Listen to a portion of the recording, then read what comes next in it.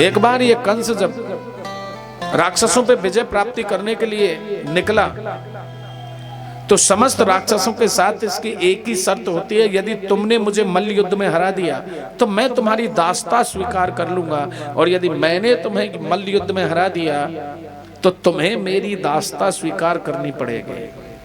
मेरे संरक्षण में तुम्हारा राज्य चलेगा। भाई सिंहासन पे तो तुम्ही को बैठना है, मेरे अधीन चलेगा। इस प्रकार से इन्होंने समस्त राक्षसों को अपने अधीन कर लिया। दूर दराज के राक्षस इनके अधीन हो गए।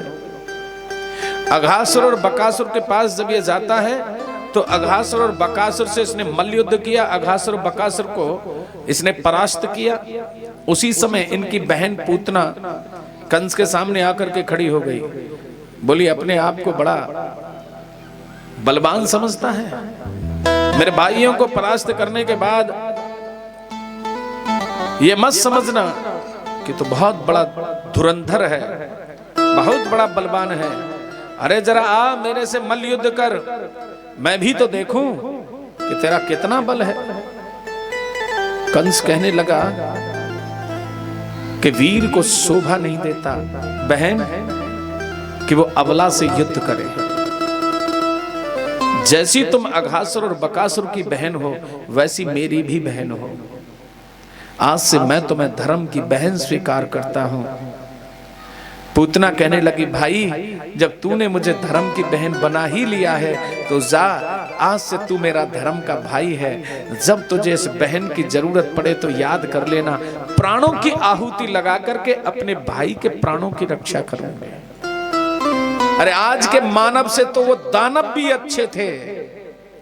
आज के मानव को यदि कोई बहन बेटी बहू बेटी जैसे ही महाराज आना और जाना उसका होता है, और जब तक वो घर वापस नहीं आती तब तक उस माता पिता से पूछो जिसकी बेटी बाहर गई है, उसको चिंता लगी रहती है कि मेरी बेटी अभी वापस नहीं आई है। जो बहू और बेटियां बेचारी किसी परिस्थिति के कारण घर से बाहर जाकर के कोई काम काज जॉब करती हैं और जब तक वो घर नहीं आती तब तक घर वालों के दिमाग में न जाने क्या क्या विचार आते हैं। क्योंकि आज पहले दानव एकत्रित रहते थे, अब महाराज स्वतंत्र घूमते हैं। अब तो पता ही नहीं चलता, दानव हर चौराहे पे दानव, और महाराज दो चार घरन में तो एक आध दानव निकल ही आवे। अब तो मानवों के साथ दानव रह रहे हैं, इसलिए पहचान नहीं पड़ रही है। पहले दानव अलग रहते थे, मानव अलग रहते थे, अब तो मानवों के साथ दानव रह रहे हैं। भैया पता ही नहीं चलता। कोई परिवार में भी ऐसा दानव निकल आता है जो महाराज क्या कहें, पड़ोस में भी दानव हो सकता है, परिवार में भी हो सकता है, रिश्तेदारी में भी दानव हो सकता है, जो गिद्ध की तरह ध्यान लगाए रहते हैं। ये कब जाते हैं, कब आते हैं, ये कब घर से निकलती है, कब ऑफिस को जाती है, ऑफिस की छुट्टी कब होती है, और तुम्हें और तुम्हारे परिवार को पता तक नहीं है कि तुम्हारे ऊपर कौन दृष्टि जमा करके बैठा है। इसलिए भागवत प्रेमियों, आज के युग में सावधानी ही नहीं, बहुत बड़ी सावधानी रखनी होती है। यहां कंस ने धर्म की बहन बना करके पूतना को, और वहां से मथुरा में आ जाता है। आज जब इसने आपातकालीन मीटिंग की तो वही धर्म की बहन अपने प्राणों की भी बाजी लगा करके कंस के प्राणों की रक्षा हितार्थ आती है मथुरा में। बोली भाई क्या बात है। बोली बहन मेरा काल ब्रज भूमि में जन्म ले चुका है और मैं चाहता हूं कि उसका अंत होना चाहिए।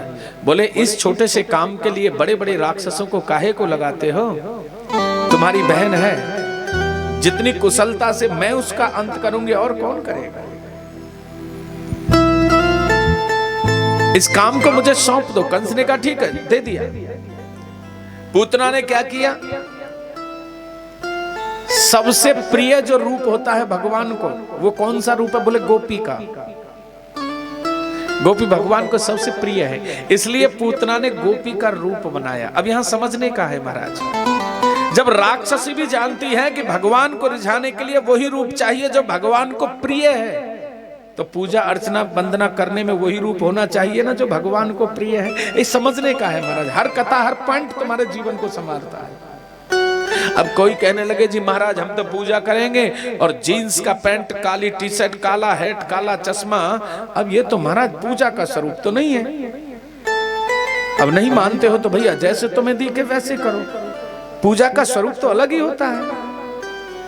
अरे जितने दिन कम से कम आप लोग पूजा कर रहे हो उतने दिन तो वैष्णव भेष बना करके भगवान की पूजा करो। निश्चित रूप से माता का जो आवरण है वो साड़ी का होना चाहिए और बाबा का जो आवरण है पूजा करते समय कम से कम कुर्ता और धोती होना चाहिए। और कहते हैं महाराज माथे पे तिलक, यज्ञोपवीत, ये सब यज्ञ करने का अधिकार तभी प्राप्त होता है भैया। अब देखो सिखा तो एक संग तो लग नहीं जाएगी, अन्यथा यदि तुझे वैष्णव कर्म करना है तो भैया तू सनातनी है, तू हिंसायाम दूयते इति हिंदू, तू हिंदू है, तू सनातनी है, तू भारतवासी है, तो तेरी पहचान सबसे पहले सिखा है। जब तू अपनी पहचान ही मिटा करके बैठा है तो बताओ तेरी पहचान इस भीड़ में कैसे होगी कि तू सनातनी है, तू राम कृष्ण का भक्त है, तू वीर बजरंगी का भक्त है, तू देवादिदेव महादेव का दासानुदास है। अरे भैया स्वामी को प्रसन्न करने के लिए सेवक को वही काम करना पड़ेगा जो स्वामी को सबसे ज्यादा प्रिय है। तो सबसे पहले भेष, और आपको नित्य बताते हैं, फिर भोजन और फिर आचरण, ये तीनों चीज होनी चाहिए। तो यहां इस राक्षसी से भी सीख लो कि इसने सबसे पहले भगवान को रिझाने के लिए जो भेष धारण किया वो गोपी का धारण किया, लेकिन यहां एक कमी कर दी कि इसने सिर्फ भेष धारण किया है, भेष के अनुसार आचरण नहीं। राधे राधे। अब आजकल क्या है, आजकल यही ड्रामा चल रहा है, भेष तो होगा फर्स्ट क्लास, सुंदर से सुंदर, लेकिन उस भेष में पता नहीं है कहीं शैतान बैठा हो। तो पूतना का वही तो हो गया, अगर भेष के अनुसार आचरण और धारण कर लेती तो भगवान जाते ही तुझे स्वीकार नहीं कर लेते। लेकिन सच में जो सूपन खाने किया वही पूतना ने किया। पूतना भी गोपी का जो भेष धारण कर रही है, ये गोपी है नहीं, माया का गोपी का रूप धारण किया। तो सूपनखा सुंदरी थी नहीं, लेकिन राम को रिझाने के लिए माया के द्वारा सुंदरी बनकर के प्रभु के सामने आई।